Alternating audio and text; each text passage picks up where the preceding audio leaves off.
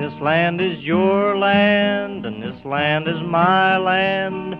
From the California to the New York Island, from the Redwood Forest to the Gulf Stream waters, this land was made for you and me. Welcome to Political Science 1010, Learning Objective B. This one deals with the Bill of Rights and all of the freedoms you enjoy based on the Bill of Rights. Let's dig right in with a question. First, start off please by answering me this. Is it wise for people to fear their government? Furthermore, do you have anything to fear from your government? Pause the video, consider this question, write for a few minutes. When you're ready, unpause the video and continue.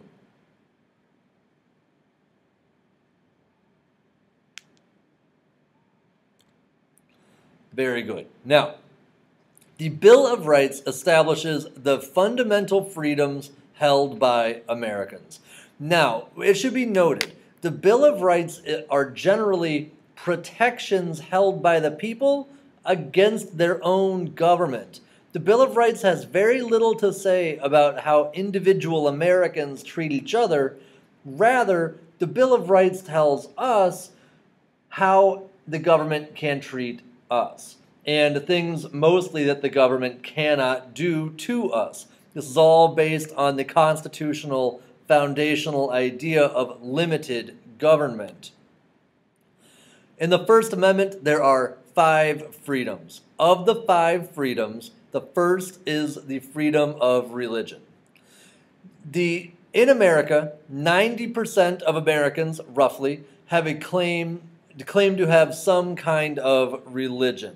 Many are Christians, about 2/3 of those are Christians, and then others have different varying religions.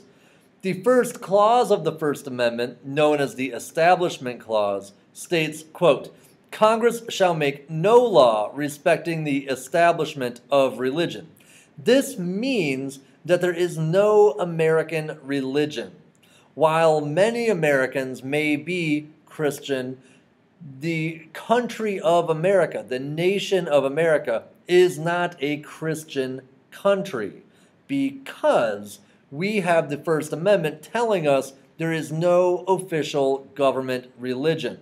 You can be any religion and serve in any part of our government and fulfill any role inside of our public society. The second part of the First Amendment, known as the Free Exercise Clause, prohibits government from unduly interfering with the free exercise of religion.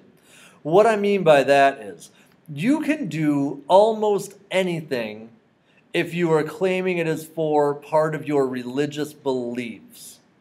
Now, there are some restrictions on that, but in general, the government needs to respect however you choose to worship or believe or act on some idea that you hold a religious perspective regarding. There are some limits, however. One of the main themes of this entire presentation will be the various limits placed on our freedoms, such as the limits on the freedom of religion. For example, inmates in prisons cannot use drugs as part of a religious service. So despite the fact that you may be, for instance, a Rastafarian, you are not allowed to use marijuana in prison as part of your religious services. All animal cruelty and welfare laws must be followed. If you practice the religion of Santeria, that sometimes necessitates the sacrifice of chickens. You are not allowed to just butcher a chicken in your basement because it's part of your religion. You need to follow animal cruelty and welfare laws. Also, polygamy is outlawed. Polygamy is the taking of more than one wife. For a long time, the Mormon Church allowed polygamy. Now polygamy is outlawed in all 50 states, and even Mormons are expected to follow the prohibition on polygamy. Inside of schools or anywhere really, no one can be forced to salute the flag. This is to protect the rights of Jehovah's Witnesses that don't believe that images that are not religious should be saluted or shown any sort of reverence towards. You cannot force certain religions into military service. If there is a draft, you cannot force Quakers to go fight or serve in the military. Quakers are a religious group who strongly believe against any kind of military conflict. So you cannot force them to go. There is no official prayer in school. This is because our schools serve so many children that you are not able to force all of them into one prayer. That would be disrespectful to the many children whose religion would not be represented by that prayer. The Amish are a special group of individuals inside of our nation. The Amish do not have to send their children to school after the 8th grade because the Amish view any more education than that as taking away from their religious freedom. Lastly, and this one might surprise you, the government cannot make you get a vaccine. The government cannot force you to get basic childhood vaccinations against varying diseases because various religious groups have objected to the putting anything into their bodies. They say this goes against their religion. So these are some of the limits on the freedom of religion from both a personal and government perspective. So you can see that while we have freedom of religion, that is a much more nuanced kind of question than you may otherwise think. A few more things to think about. The Equal Access Act. The Equal Access Act is a 1984 law that says that public schools can allow student religious groups. However, there are certain rules that have to be followed. First, a student religious group must, if a school allows one student religious group, say a student Christian organization, the school has to allow every student religious group. So you cannot just have a student Christian club, you would also have to have a student Buddhist club, a student Muslim club, a student Jewish club, things of that nature. So if one group is allowed, all groups must be allowed.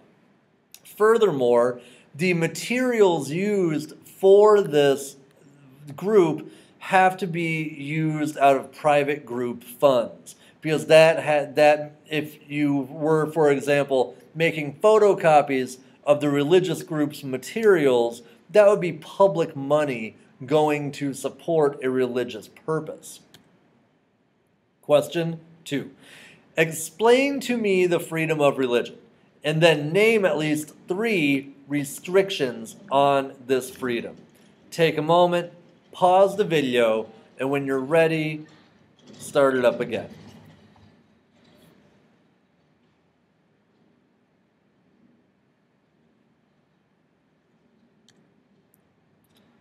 All right, moving on to freedom of speech. Freedom of speech is widely regarded by most Americans as their most cherished freedom. The Supreme Court has ruled that our government, can regulate or forbid expressive conduct. Expressive conduct is just a fancy word for speech, if the rules governing speech do these 3 things. First, it has to fall within the constitutional power of the government. So it has to be something that the Constitution says the government has power over. Second, it has to be narrowly drawn to further some government interest beyond just suppressing speech. So for example, if the government, it's been found that the government can suppress speech of people who are speaking out against the draft. The draft is when we make men go off to war. The government interest there is getting more men into the draft. The government interest is not just to stop speech, but rather it has a different purpose. Now, whether or not you agree with that particular purpose is inconsequential.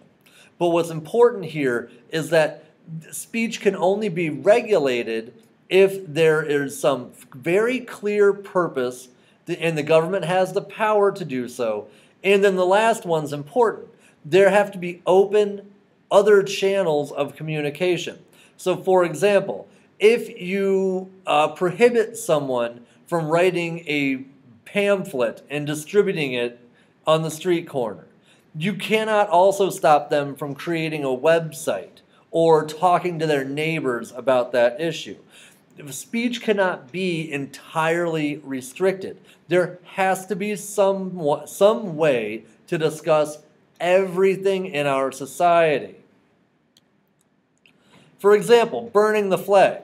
Burning the American flag is highly controversial. It is very inflammatory, pardon the pun, but it has been ruled constitutional. People that are very upset with the American government have burned the flag in the past. This is to show that they are firmly against some action that the American government has taken. This is protected speech. Now, are there other ways for people to express their thoughts about America other than burning the flag? Yes, absolutely. However, burning the flag is such a powerful symbolic act that the Supreme Court has ruled that it must be a maintained and protected form of speech. The First Amendment protects a flag burning, like we just discussed. And it also protects the wearing of armbands to protest a war in school. This is a Supreme Court case that we'll learn about later. That the school is not a place where your freedom of speech is entirely gotten rid of, but there are severe limits on it. The First Amendment has some prohibitions, some limits, just like all of our other freedoms. For example, you cannot picket in front of a private residence. So if you don't like something that someone did, you cannot just go to their house with 50 of your friends and march around their house all night.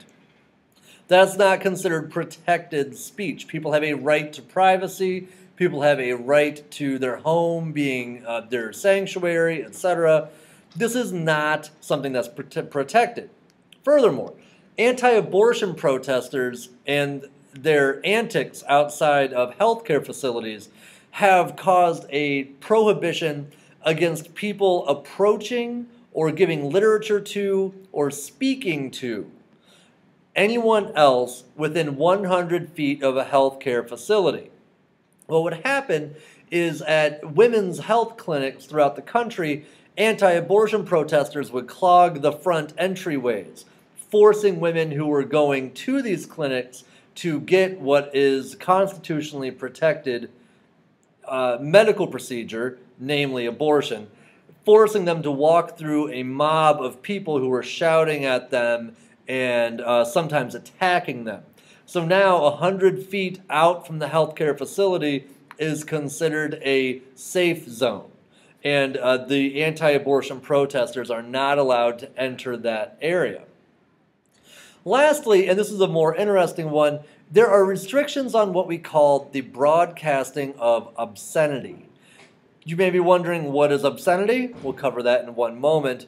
But broadcasting means you're putting out into the world images, movies, videos, what have you. It could be on the radio, television, theater, any kind of broad media that is sent out to lots of people. It cannot include what is known as unrestricted obscenity. Now, what is obscenity? This raises the question as to what is obscenity. What is obscene? We define obscenity as anything that appeals to our prurient interests. Prurient means low or base, something that has no artistic or scientific value, but is rather there to entertain a very simple and often grotesque element of the human mind. Frequently, obscenity is sexual in nature, particularly sexual acts that are transmitted visually, so videos of sexual acts, images of sexual acts, are considered obscene, as not a large number of the population would be interested in viewing that in an unregulated way. Most famously, one of our Supreme Court Chief Justices said that you know obscenity when you see it. Obscenity is one of those things that is defined communally, and as a society, we decide what is obscene and what is not. Now, some people will disagree with whether something is obscene or not obscene. For example, in the late 80s, I should say, in Cincinnati, there was a photography exhibit by a photographer named Mapplethorpe. His photographs depicted naked children, not necessarily in a sexual way, but naked children nonetheless. Some people objected to the Mapplethorpe exhibit on the grounds that it was obscene, that it lacked artistic or scientific value. Others, however, said that this is art and has a place in our culture and our society and is not obscene. So the question of obscenity really does become very interesting, especially when you look at it in a closer context, in a closer, more detail-oriented way. Congress has outlawed what we call seditious speech. Sedition is any speech that urges you to resist or not follow through with any lawful authority. It also encompasses any speech advocating the overthrow of the government. So, keep in mind, those of you who may be thinking about taking down the American government, your speech has been outlawed as sedition. This may trouble you, because as we are in a democracy, shouldn't we be able to talk about getting rid of our government? Yes, but the only type of speech that you're allowed to have regarding the overthrow of the government is overthrowing the government through the electoral process. So you can talk about getting rid of every elected official through the ballot box. You cannot start talking about getting rid of every elected official with an M16. Those are two different forms of speech. The Supreme Court uses 3 guidelines to decide freedom of speech cases. The first is known as the clear and present danger rule.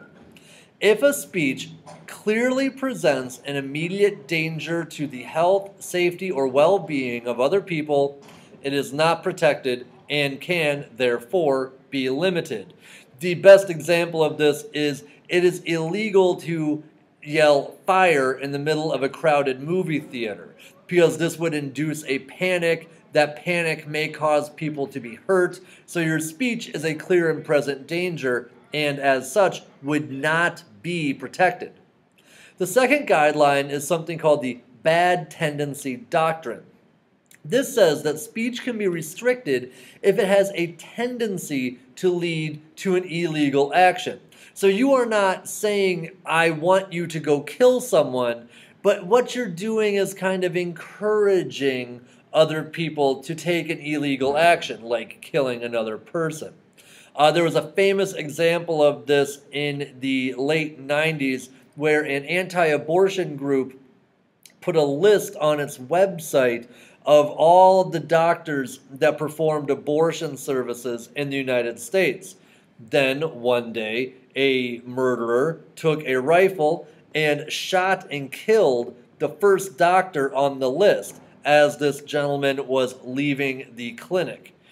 After this person shot and killed the abortion doctor, the abortion group on their website crossed that guy's name off of the list. The court ruled that was illegal speech according to the bad tendency doctrine. Because though you're not telling people that this is a hit list of doctors, you are showing by crossing off the names of people who have been killed, that is encouraging people to take an illegal action. And as such, that is not preferred, that is not protected speech. The last doctrine is known as the preferred position doctrine. This states that the First Amendment freedom to speech is so fundamental that if any other freedom has a conflict with the freedom of speech, the First Amendment freedom of speech will take the preferred position. This just demonstrates how very fundamental the First Amendment is to who we are as a people and how we view ourselves as a nation. There are other limits on speech, for example, defamatory speech, namely slander and libel. If you tell lies about someone else and these lies harm that person, that is known as defamatory speech. It is slander if you're speaking these lies. It is libel if you are writing these lies. You can be sued for defamatory speech, and the court would uphold that sentence because telling lies about other people is not protected speech. The next category of limited speech is what's known as fighting words. If you challenge someone to a fight, that is not protected speech. You cannot just walk up and down the street challenging people to a fist fight. Those are fighting words, and that is limited speech. And the last category, and this is the one probably of most interest to you, is student speech. There are broad restrictions on student speech. Student publications, student protest movements have been regulated and restricted historically due to the mere fact that the person is a student in a school. And as such, the court has limited the speech of students. Question 3.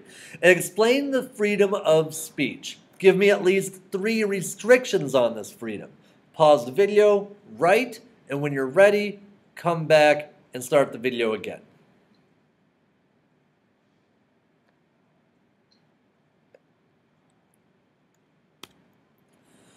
Now we move into the freedom of the press. The freedom of the press means the freedom of journalists to write stories about the government. The First Amendment freedom of the press prohibits what is known as prior restraint. Prior restraint is the censorship of information before it is published. A journalist in America can publish nearly any story as long as, without government approval, as long as that story would not harm national security. In other countries, this is not the case. In many nations, actually, the government runs the press. There is an official government news station and an official government news paper. In America, we don't have that. We have an independent press, one that can report whatever it wants to report.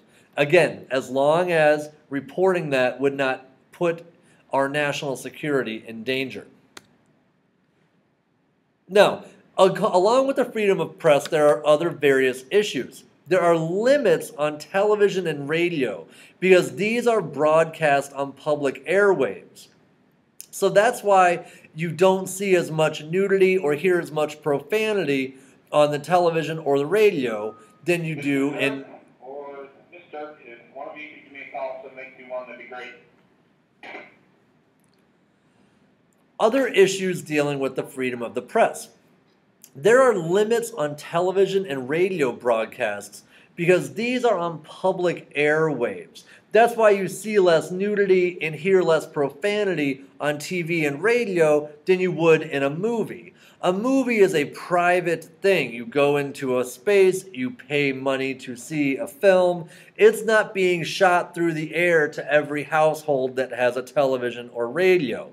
So because movies are more of a selected item, they're treated differently, and they can get away with more obscene language, more nudity, more graphic violence. Television and radio have more restrictions in order to protect people in their homes from viewing content that they may find objectionable. The Supreme Court has ruled that citizens have a right to be protected from obscenity.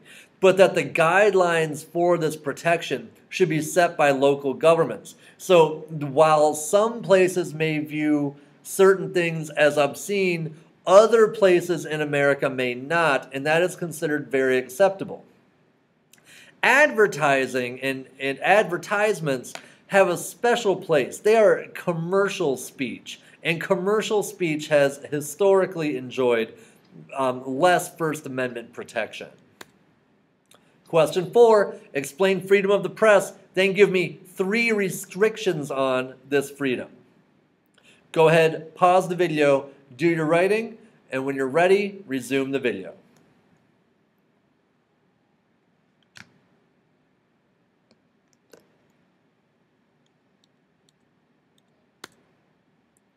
Next is freedom of assembly.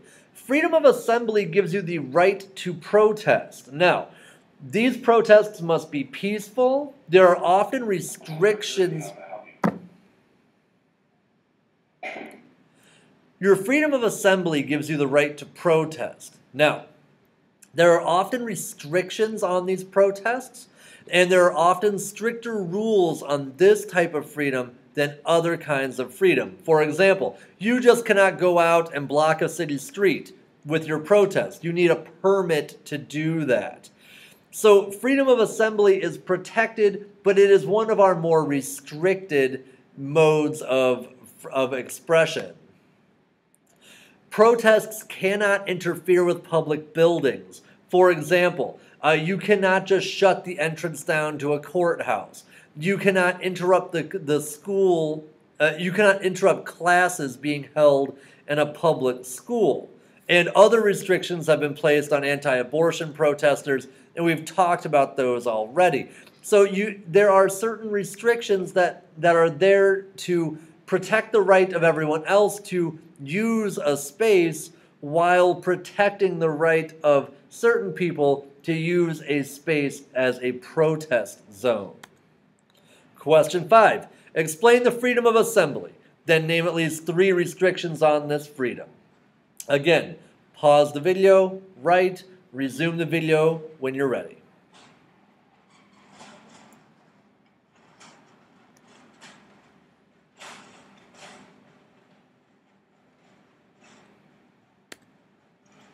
Freedom of petition is the final freedom listed in the First Amendment. This is your right to complain to the government or to ask assistance from the government. This is important because this gives you the right to sound off to any level of government and tell them what you think and what you want, and you cannot be punished. You cannot be punished for complaining. You cannot be punished for pointing out the government's inadequacies. So you can use this right at any level of government, local, state, or federal, and you cannot be punished for petitioning the government. Question 6. Of the 5 freedoms ensconced in the Bill of Rights, which is the most important and why? Some of you may be wondering, what does the word ensconced mean? I recommend looking it up. Pause the video. You might need to look up ensconced, answer the question, and then resume when you're ready.